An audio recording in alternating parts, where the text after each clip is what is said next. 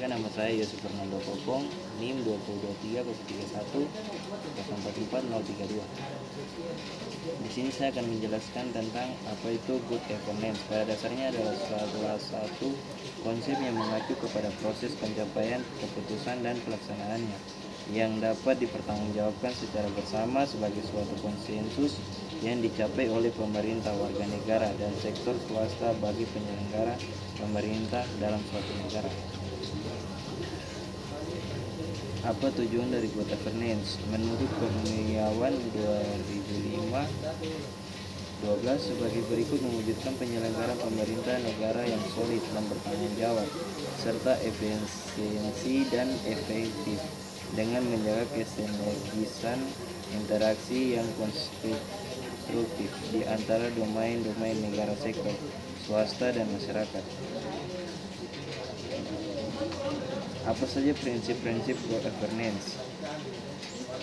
Prinsip-prinsip governance adalah 4 prinsip utama good governance,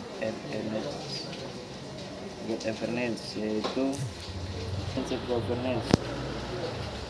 4 prinsip utama, yaitu akuntabilitas, transparansi, keterbukaan, dan antar hukum. Apa manfaat bagi good governance bagi masyarakat? Adalah diharapkan dapat membantu menginteraksi peran pemerintah, sektor pemerintah, dan masyarakat agar pelaksanaannya bisa menjadi lebih efektif, efisien, dan bisa dipertanggungjawabkan. Terus siapa saja yang terlibat dalam mewujudkan good governance? Adalah pemerintah, sektor dan swasta, dan masyarakat sipil dalam mengelola sumber-sumber alam, sosial, lingkungan, dan ekonomi. Dan upaya-upaya apa saja yang dilakukan pemerintah mewujudkan good governance? Upaya pemerintah dalam mewujudkan good governance diselenggarakan dengan adanya reformasi birokrasi, pelaksanaan informasi birokrasi bagi dari sisi kelembagaan produksi. Sekarang unsur tuh. Apa saja unsur-unsur yang terdapat dalam konsep good governance? Yang pertama, 1. Hak-hak fundamental. 2.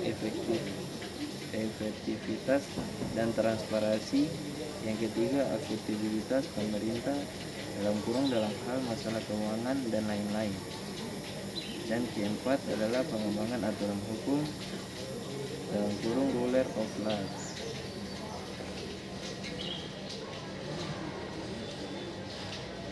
Apa saja ciri-ciri dari good governance? Ciri-ciri good governance yang perlu diketahui adalah 1. Accountability. Ini sudah tuh. Apa saja yang harus dilakukan oleh warga negara untuk mewujudkan good governance? Yang pertama adalah keterlibatan aktif dalam proses demokratif. Yang kedua, pemahaman tentang hak dan kewajiban. Yang ketiga adalah transparansi dan akuntabilitas. Yang keempat adalah partisipasi dalam pengawasan masyarakat. Yang kelima, menjunjung tinggi etika dan integrasi. Yang keenam adalah pendidikan politik dan hukum.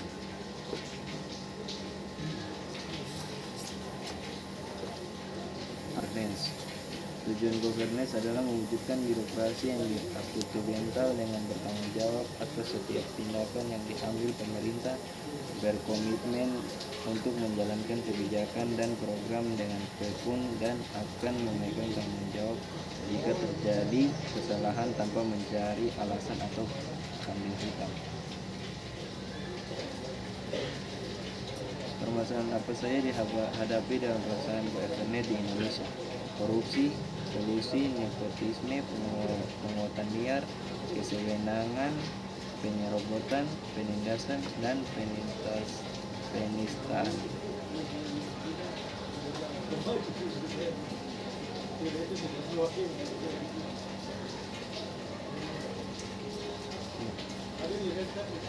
Apa keuntungan dari didapatkan ketika menerapkan good governance? Adapun beberapa manfaat good governance adalah sebagai berikut: membantu proses mitigasi resiko dalam bisnis dan jangka panjang, memberikan perlindungan bagi seluruh pihak terkait dalam bisnis perusahaan, meningkatkan kredibilitas perusahaan di mata stakeholder serta konsumen.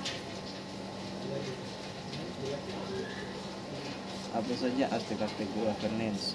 UNDP memberikan beberapa karakteristik pelaksanaan governance meliputi partisipasi or rule of life, transparansi, responsif, konsensus, orientasi, ekuentis, efisien dan efektif, akuntabilitas dan strategi vision.